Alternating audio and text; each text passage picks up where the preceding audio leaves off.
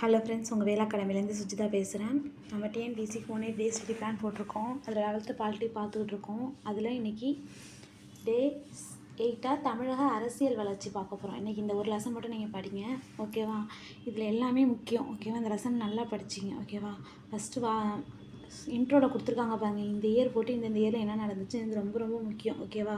Match the ஃபாலோயிங்கில் year கொடுத்து அந்த என்ன நடந்துச்சுன்னு கேட்பாங்க. அதனால இது ரொம்ப ரொம்ப ரொம்ப முக்கியம், ஓகேவா? 1914 திராவிட கழகத்தின் தோற்றம். 1916 தென்னிந்திய விடுதலை கூட்டமைப்பு உருவாக்கப்பட்டது. 1917 நீதி கட்சி. 1919 மாண்டேக் ஜேம்ஸ்போர்ட் சீர்திருத்தம். 1925 பெரியார் சுயமரியாதை இயக்கத்தை தோற்றுவித்தார். 1937 ராஜாஜி தலைமையில் காங்கிரஸ் அமைச்சரை உருவாக்கப்படுதல். 1937 இந்திய எதிர்ப்பு போராட்டம். 1944 சேலம் மாநாட்டில் நீதி கட்சி திராவிட கழகம் என பெயர் மாற்றம் செய்யப்பட்டது. 1949 திராவிட முன்னேற்ற கழகம் பிறந்தது. 1946 பிரகாசம் சென்னை மாகாணத்தில் தலைமையிலான காங்கிரஸ் அரசாங்கம் அமைத்தது. 1947 ஓபி ராமசாமி முதலமைச்சரானார். 1949 பி குமாரசாமி ராஜா தலைமையிலான அமைச்சரவை அமைந்தது. 1952 பொதுத் தேர்தல் நடந்தது. 1956 மாநில மறுசீரமைப்பு சட்டம். 1965 இந்திய எதிர்ப்பு போராட்டம். 1967 CN அண்ணாதுரை தலைமையிலான திமுக அரசாங்கம் அமைக்கப்பட்டது. 1969 அண்ணாதுரை காலமானார். 1969 மு கருணாநிதி முதலமைச்சரானாங்க. 1972 ஆண்டு அனைத்து இந்திய அண்ணா திராவிட முன்னேற்ற கழகம் எம்ஜிஆர் தலைமையில் உருவாக்கப்பட்டது. 1974 மாநில தன்னாட்சி தீர்மானம் சட்டப்பேரவை நிறைவேற்றப்பட்டது, ஓகேவா? இது எல்லாமே முக்கியம், நல்லாவே நோட் பண்ணிக்கங்க. இயன் நல்லா நோட் பண்ணிக்கங்க, ஓகேவா? நெக்ஸ்ட் தமிழக அரசியல் வரலாறு எப்படி இருக்குன்னு கொடுத்துருக்காங்க. சென்னை மாகாணம் எப்போ உருவாக்கப்பட்டது அப்படின்னு கொடுத்துருக்காங்க பாருங்கள். 1801 ஆண்டு உருவாக்கப்பட்டது. இதை நோட் பண்ணிங்க. இந்த லெசனில் எல்லா பாயிண்ட்டுமே முக்கியம், அதனால் இந்த லெசன் நல்லா தரவாக படிச்சுக்கங்க. அதனால தான் இன்றைக்கி ஒரு நாள் இந்த ஒரு லெசன் மட்டும் வச்சுருக்கேன், ஓகேவா? சென்னை மாகாணத்தை பற்றி கொடுத்துருக்காங்க. இதெல்லாம் ஒரு கிளான்ஸ் படிச்சிங்க. எப்படி சென்னை மாகாணம் தோன்றுச்சுன்னு கொடுத்தாங்க. திராவிட இயக்கங்களின் முன்னேற்றம் அப்படின்னு சொல்கிறாங்க. அடுத்தது இதெல்லாம் சும்மா ஒரு கிளான்ஸ் மட்டும் படிச்சிங்க. இந்த ஃப்ரான்சிஸ் ஒயிட் எலிஸ் பற்றி கொடுத்துருக்காங்க பாருங்கள். இதை நோட் பண்ணிக்கிங்க. அவர் எங்கே இருந்தார், என்ன பண்ணார், அவர் என்ன அதிகாரியாக இருந்தார், இதெல்லாம் கொடுத்துருக்காங்க. இது எல்லாமே நல்லா நோட் பண்ணிக்கிங்க. ஏன்னா பாக்ஸ் நோட்ஸ் எல்லாமே முக்கியம், ஓகேவா? தமிழ் மறுமலர்ச்சியின் முன்னோடி என அயோத்திதாசர் பாராட்டினார். அவர் தமிழ் மறுமலர்ச்சி முன்னோடின்னு பாராட்டியிருக்காங்க, அதுவும் சொல்லியிருக்காங்க. அதையும் நோட் பண்ணிக்கிங்க. நெக்ஸ்ட்டு ராபர்ட் கால்வெலை பற்றி கொடுத்துருக்காங்க. அவரோட காலம் 1814 1891 திராவிட ஒப்பிலக்கணத்தின் தந்தை என அழைக்கப்படுவார் அவர், ஓகேவா? 1837 தென்னிந்திய மொழிகள் மீதான ஆய்வுகள் செஞ்சாங்க. எலிசு மற்றும் கால்வெல் 2 பேருமே செஞ்சாங்க அப்படிங்கிறத சொன்னாங்க. இதெல்லாமே ஒரு கிளான்ஸ் பார்த்துக்குங்க. நெக்ஸ்ட்டு 1913 ஆண்டு செயற்குழு உறுப்பினராக இருந்த திரு அலெக்சாண்டர் ஜோர்டன் கார்டிங் என்பவர் அளித்த புள்ளியியல் விவரமானது மக்கள் தொகையில் 3% மட்டும் அங்கம் வைக்கும் பிராமணர்கள் அனைத்து வாய்ப்பும் எடுத்துக்கொண்டார்கள் என்பதை நிரூபித்தார். பிராமணர்கள் 3% இருந்தாலும் அவங்களுக்கு எல்லா வாய்ப்பும் கிடைக்கிது அப்படின்னு சொல்லியிருப்பாங்க. நீதி கட்சி எப்போ உருவாச்சுங்கிறது சொல்லியிருப்பாங்க. 1916 தென்னிந்திய மக்கள் கூட்டமைப்புன்னு பார்த்துருப்போம்ல, அதுலேருந்து ஆரம்பித்தது தான் நீதி கட்சி, ஓகேவா? தென்னிந்திய விடுதலை கூட்டமைப்பு இது போட்டுருக்காங்க சில்ஃபு. 1916 ஆண்டு doctor TM Nair, சர்பிட்டி Thyagaraya, doctor C Natesanar போன்றோர் பிராமணர் சமூக அரசியல் மற்றும் பொருளாதார நலன்களை முன்னேற்றுவதற்காக இந்த இது உருவாக்குறாங்க. அதுலேருந்து தான் நீதி கட்சி அப்படிங்கிறது உருவாச்சு. நீதி கட்சியோட நோக்கங்கள் கொடுத்துருக்காங்க, நோட் பண்ணிக்கிங்க. 1917 நீதி கட்சி உருவாகுது, ஓகேவா? 1919 ஆண்டு மாண்டேக் ஜேம்ஸ்போர்ட் சீர்திருத்தம் பண்ணுறாங்க. அதில் இரட்டை ஆட்சி அறிமுகம் பண்ணுறாங்க, ஓகேவா? அப்போ தேர்தல் நடக்குது, ஓகேவா? அப்போ 1921 நீதி கட்சி அந்த தேர்தலில் பங்கேற்று காங்கிரஸ் பங்கேற்கல. அப்போ பனகல் ராஜா முதலமைச்சர் ஆகிறாருன்னு கொடுத்துருக்காங்க. நீதி கட்சியின் பங்களிப்பு என்னென்ன பண்ணியிருக்காங்க? 1921 1937 வரையும் நீதி கட்சி இருந்திருக்காங்க. பஞ்சமார்களுக்கு அவர் நிலத்தை வாங்கி கொடுத்துருக்காங்க.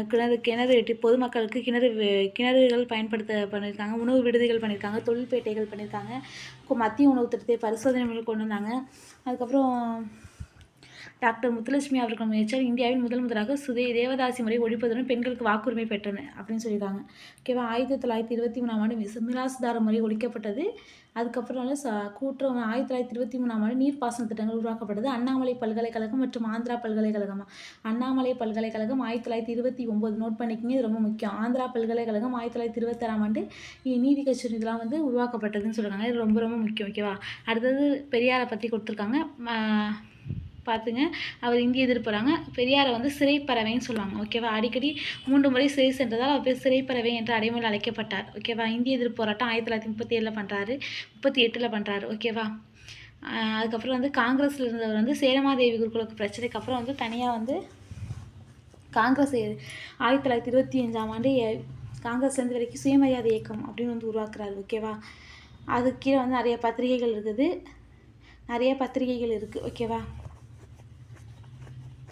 விடுதலை போன்றவை விடுதலை அதாவது சுயமரியாதை இயக்கத்தோட பத்திரிகை நேம் வந்து விடுதலை. அவர் மொத்தம் 5 பத்திரிகை இது பண்ணியிருப்பார். 10th புக்கில் இருக்குது. ஓகேவா? அது வந்து ப்ரீவியஸ் இயர் கொஸ்டினில் கேட்டிருக்காங்க. குடியரசு, புரட்சி, பகுத்தறிவு, விடுதலை, இன்னும் ஒன்று வரும். ஓகேவா? எனக்கு சரியாக ஞாபகம் இல்லை. அந்த லெசன் பார்க்கும்போது பார்ப்போம். சுயமரியாதை மாநாடு முதல்ல இங்கே நடக்குது 1929 செங்கல்பட்டு நடக்குது. ரொம்ப முக்கியம், நோட் பண்ணிக்கிங்க. ஓகேவா? 1937ஆம் ஆண்டு ராஜாஜி வந்து ஆட்சி அமைக்கிறாங்க காங்கிரஸ் அடிப்படையில். திருப்பி 2ஆம் உலகப் போரில் அதை இது பண்ணிடுவார். ஓகேவா? ஈரோடு திட்டம் அப்படிங்கிறது கொண்டு வந்துறாரு. எம்என் சிங்காரன் வேலோட இது பண்ணியிருப்பாரு. எல்லாமே கொடுத்துருப்பாங்க. எல்லாத்தையும் நோட் பண்ணிக்கிங்க. சுயமரியாதை இயக்கத்தோட நோக்கங்கள் கொடுத்துருக்காங்க, நோட் பண்ணிக்கிங்க.